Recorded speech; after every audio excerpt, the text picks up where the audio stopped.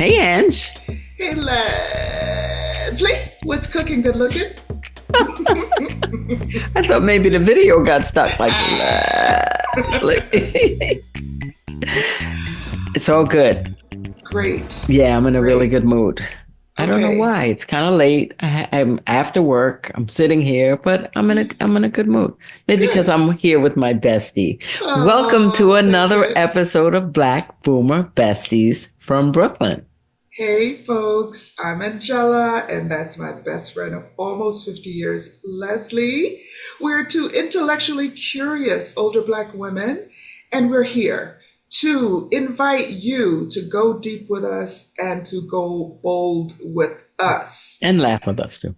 And laugh with us. All the things, all the things. So, we're going to be talking about starting a YouTube channel in our 60s.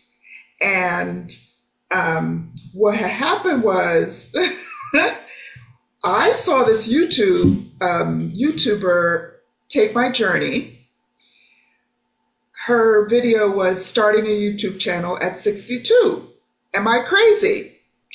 And then I was like, Les, you and we are in fact crazy. And So- we're 62. And we're 62. So I was like, let's talk about it. Let's talk about our list of 5 things we learned by starting a YouTube channel in our 60s. Before we go further, what you got to ask them, Les?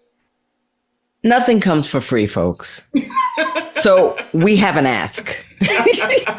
I would love for you to hit like and subscribe. I want you to hear all of our content. We drop content weekly. I want you to hit notifications. I think you'll like our channel. And I also think that your friends will like it too if you let them know. So hit like and subscribe because you want to hear all of our stuff. You do. Now, okay, Thank press you. the button. Appreciate it. Appreciate it. Okay. So this is probably going to be a list that's different from any other list that you've heard around this topic, right? And we're going to Okay. start with the first of the 5 things are Things are going to be scary until you try them. That's the first thing that I would say we learned starting this YouTube channel. I think so. Right? I think so. How many things have you suffered through until you went ahead and tried it? I used to suffer through tying my shoelaces.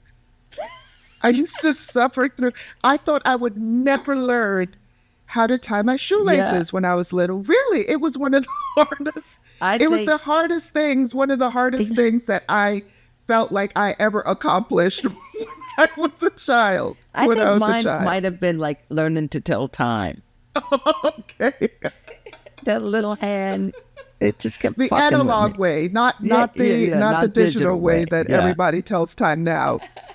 Yes. So it was, scary is a big word, but I was intimidated at the idea of doing videos and so on. You weren't, Les? Is that what you're saying? No, what I was going to say is when you even introduced the idea of the podcast, I just thought you were nuts. I knew there was no way I could ever do it.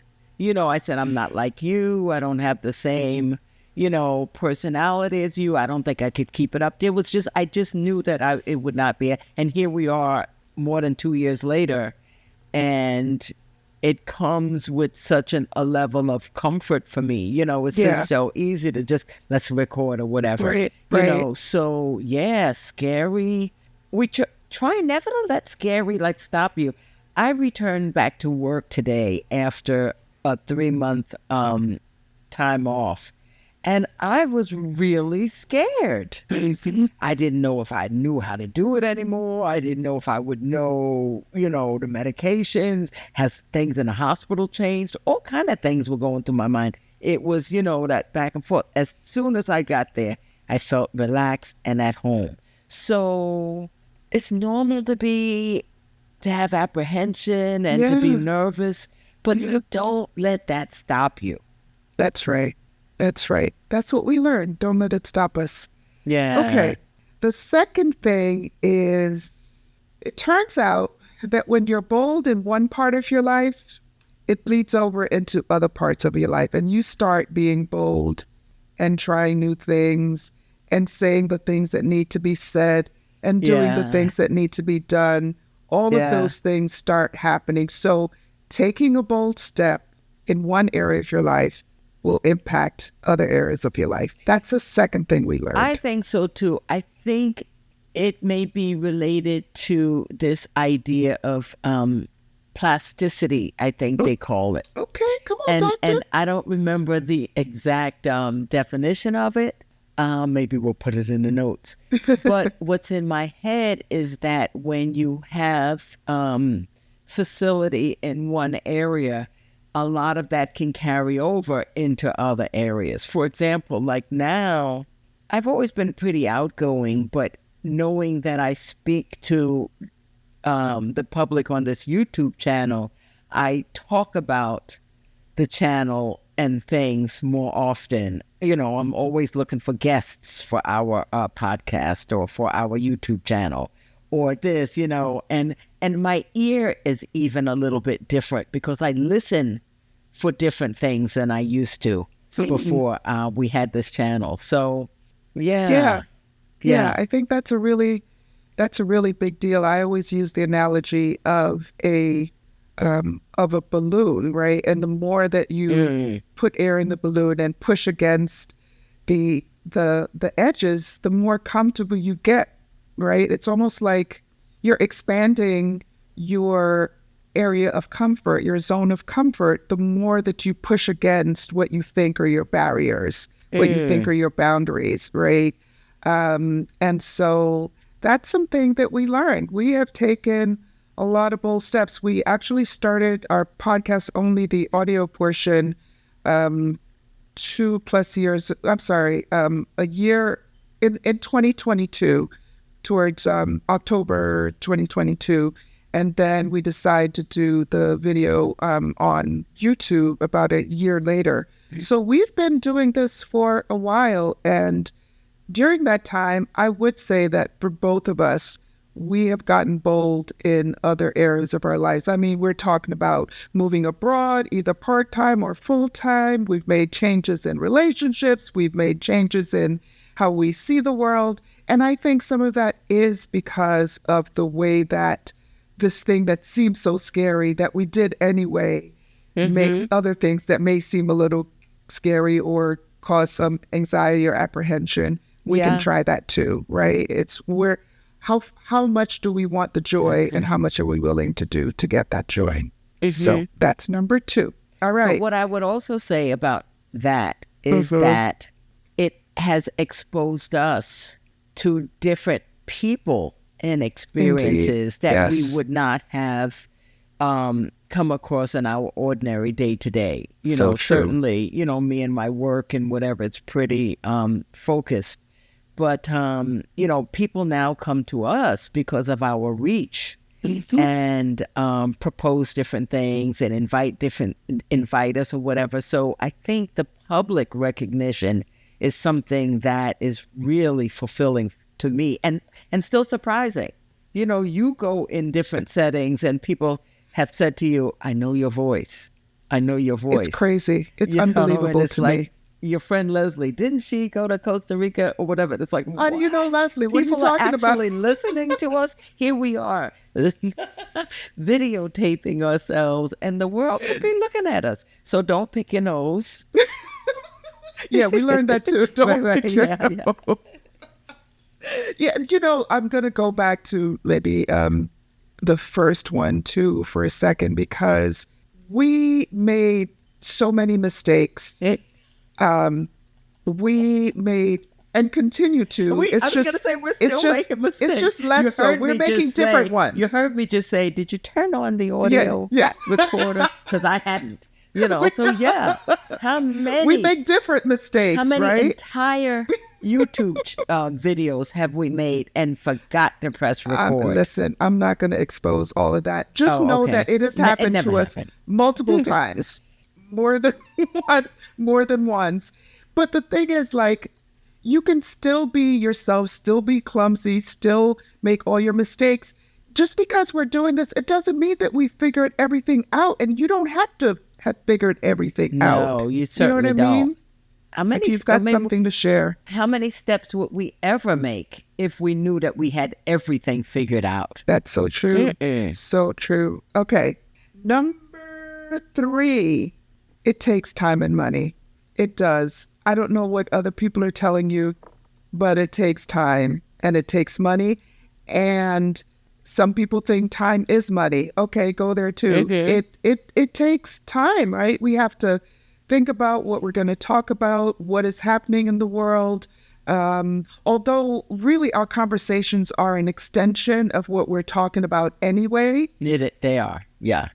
We still have to decide when we can both be together, when we'll have time to do a good job, what might be, listen, we're here, we're talking, we're very open and honest about things, but there are aspects of our lives that we don't have to share. We don't want to share. And sometimes we have to think about that, right? Because our lives and what we talk about could impact other people. Right. And sometimes it's like another person's story, not your story. You're not the primary actor in the story. You're kind of tertiary or secondary. And we have to be really mindful about how we talk about things that Leslie and I may be talking about. That's what I was going to say. Yeah. You know what I mean? Yeah. So it does take thinking. That does take time.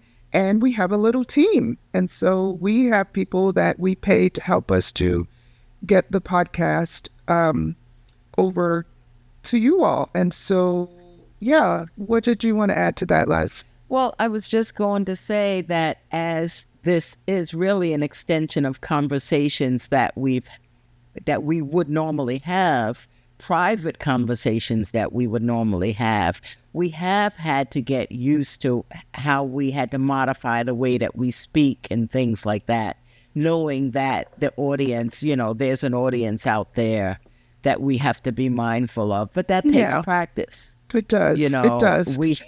We have edited names out in the past, so these things shouldn't be barriers, because it's like with repetition, you get used to this type of language and things like that. Sure. Yeah. And I think, what we did, we asked some people who are, a part of our kind of everyday lives. So we asked them, is it okay for us to say your name or say the story or whatever? Or tell all your business in the street, all your Omari. Or Omari. So yeah, it does. I would say that although some people don't put a lot of filters around what they say, and I'm not saying that we put a lot of filters, but we are very mindful of how that we want to share useful information. We want to protect the people who deserve to be protected. We want to honor people's anonymity. We want to honor people's stories. And so we do have to kind of put those things into the mix as we're thinking about what to bring to you here. You might, to do yours, you might want to hire a virtual assistant to help you. I do all the thumbnails. I had to learn how to do these things, and it takes time and money. It just does. It doesn't mean not to do it. It takes more time than money, and that's true. That's one thing. But you also, as you said, there's value. Time is money, and there is value to your time. Yeah. And really, it can be as cost-effective or simple or elaborate as you want. That's true. That's true. I mean, we're pretty low end. Yeah. I'd say, we're not very elaborate and stuff, and we do a lot of the work ourselves, and the rest of it we contract out. But you have to set your own vision and what feels authentic to you. Yeah. We've developed our own personal style, and we know what works for us, and that's why we do a lot of the work ourselves. We're learning a lot of things ourselves, trial by fire, and we probably could spend a little less time doing what we do, and then the money, we'd have to pay out more money. But I love the journey, Yeah, I it's love really the journey. Good. It's really good. It's really good. We're happy. We're very happy with it. Okay, ready for number 4? Okay. What's the fourth thing? We've learned that we're actually leaving a legacy. We are showing up here as 62-year-old Black women. Some people may think that we're supposed to behave a certain way, not talk about this, only talk about that. We are showing how almost 50-year friendship, what that looks like. And that feels good in terms of what people will see about Leslie and I when we're no longer in the flesh, right? What are we leaving as a legacy? And Leslie and I have talked about it here and off the air about this idea of the importance of us in our elder state, that we leave a legacy. And that's really important to us. So we've learned that this is a part of our legacy. And that legacy may look like different things to different people, of course. We think about estate planning and financial planning and things like that, but there's also the cultural planning and cultural legacies that you may want to leave, lessons that you want to partake or pass down to generations after you that may be held up now in video form. It used to be that we would take out the old dusty, blow off the black and white film, pictures and try to look and say, like, who is this or whatever. And now, because times are so different, we can actually hear each other's voices and reach greater audiences. It's really like a mind blowing. It really is. And so we think that you may have stories to share, and you may decide what you want your legacy to be, and maybe this platform would be a good way for you to feel that you have left that. So, and the last one, it's a labor of love. It really is. We've learned that it's a labor of love because our lives get really busy. We've been doing this for quite a while now, and sometimes it's hard to carve out time again to make our schedules align to do this. And what always kind of comes back to center is we really enjoy this. We really do. And like do. you said, Ange, sometimes just sitting here takes some effort to clear our schedules and merge our calendars and things like that. But once we get here, it's like the light bulb goes on. Yeah. Showtime. Cha-cha-cha. But, it's like once we're here, we feel that comfort, and we know, and here I'm talking to my bestie, we say almost 50 years, but in all honesty, this year is going to be 48 years. Wow. 48 years. We met in 1977. 77. Yeah, we were 14, 15.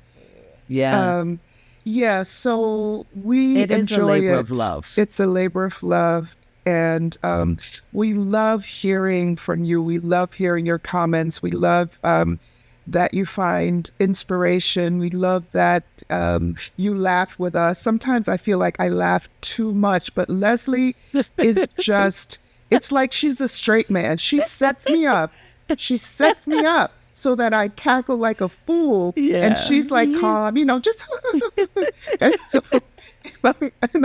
and I'm cracking up. And sometimes she actually says to me, "What are you laughing at?" What are you laughing at? What are you talking about? What am I laughing at?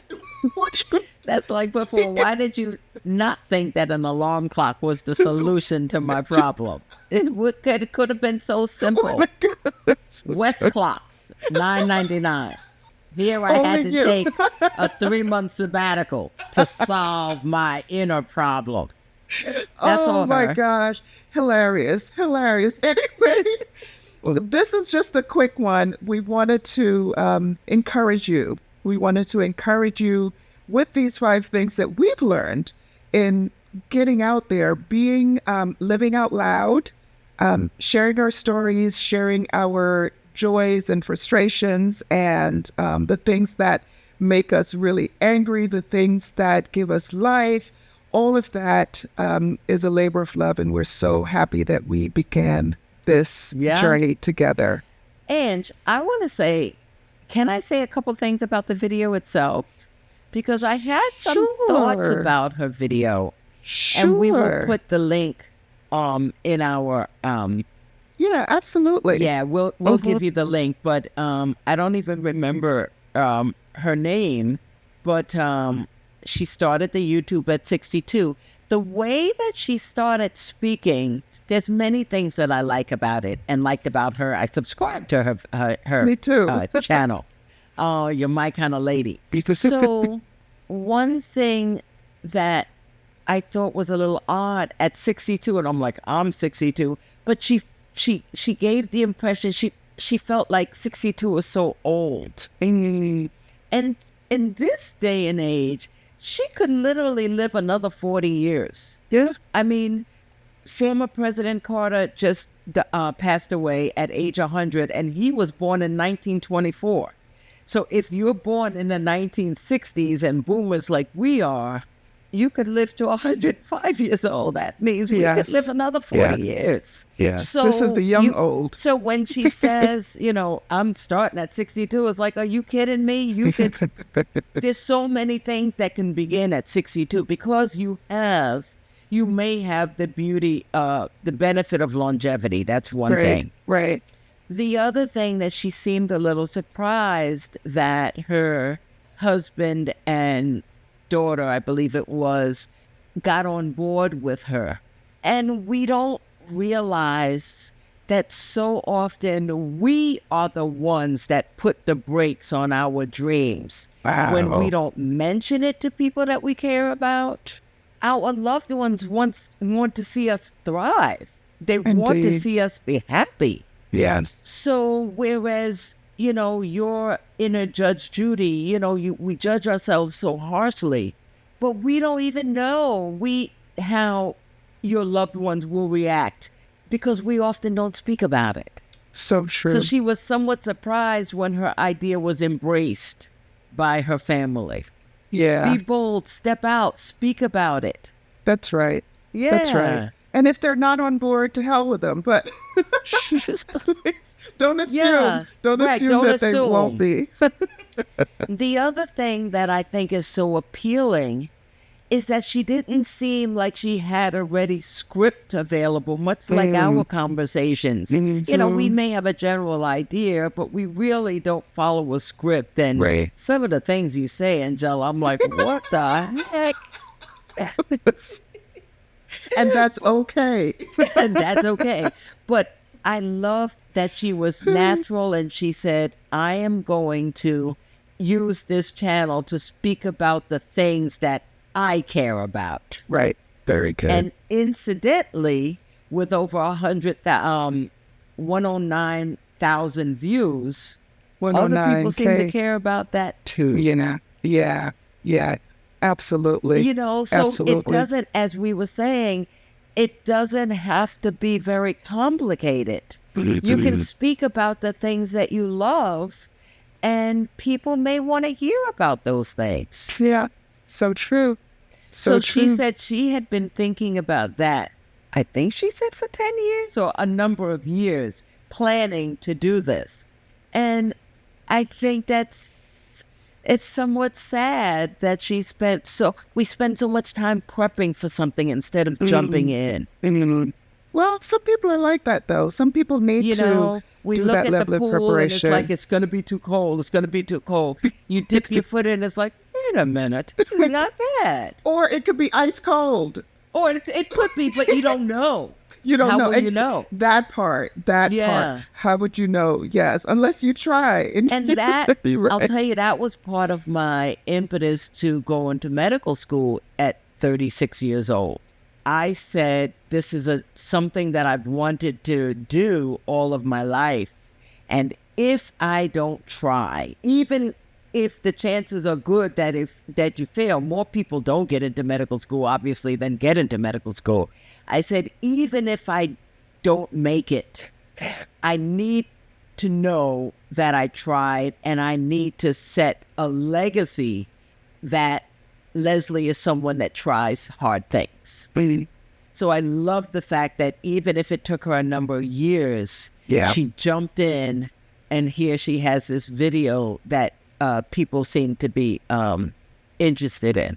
Yeah. And I think just her, beyond kind of the viral moment of the video, I think that based on the comments that people are really digging her channel. She is restoring a house built in the 1800s.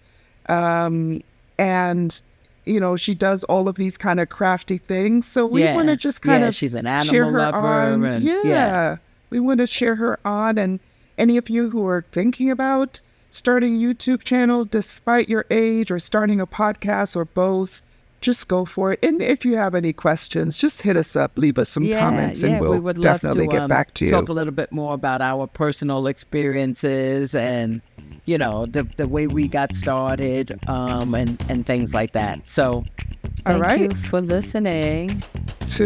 This has been another episode of Black Boomer Besties from Brooklyn.